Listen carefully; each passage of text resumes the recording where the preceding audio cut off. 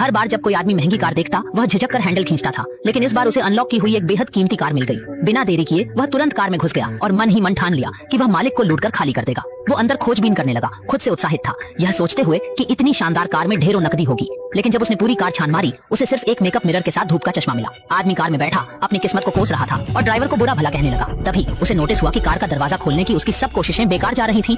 उसे आभास हुआ कि दरवाजा अचानक बंद हो गया है। उसने दरवाजे पर दबाव डाला और बार बार कोशिश करता रहा, लेकिन वह दरवाजा खोलने में नाकाम रहा। अब वह पूरी तरह से परेशान और बेचैन हो चुका था। उसे लगा जैसे उसने खुद को किसी जाल में फंसा लिया हो, क्योंकि मालिक कभी भी आ सकता था। वह डर के मारे पीछे की सीट पर लेट गया और खिड़की को तोड़ने के लिए पैरों से मारने की कोशिश करने लगा, मगर खिड़की बिल्कुल भी नहीं टूटी। बार बार नाकामी के बाद उसने मिडिल स्क्रीन पर घंटी की आवाज सुनी, जिससे वह और घबरा गया। उसे यकीन होने लगा कि मालिक किसी तरह से उससे संपर्क कर रहा है।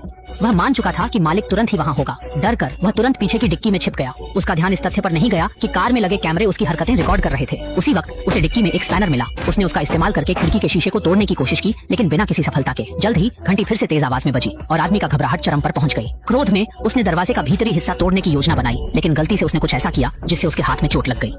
दरवाजा खोलने की कोशिश करते हुए उसका हाथ चोटिल हो गया। दर्द से कराहते हुए उसने दरवाजे का अंदरूनी हिस्सा तोड़ा और पाया कि यह मोटी स्टील से बना हुआ था। अब वह पूरी तरह हताश हो चुका था और महसूस करने लगा कि शायद वह हमेशा के लिए इस कार में फंसा रहेगा। उसने अपना फोन निकाला ताकि पुलिस को बुला सके, लेकिन उसे एहसास हुआ कि वहाँ सिग्नल बिल्कुल नहीं है। अंततः हिम्मत जुटाते हुए उसने कार की स्क्रीन पर आ रही कॉल को उठाने का निर्णय लिया।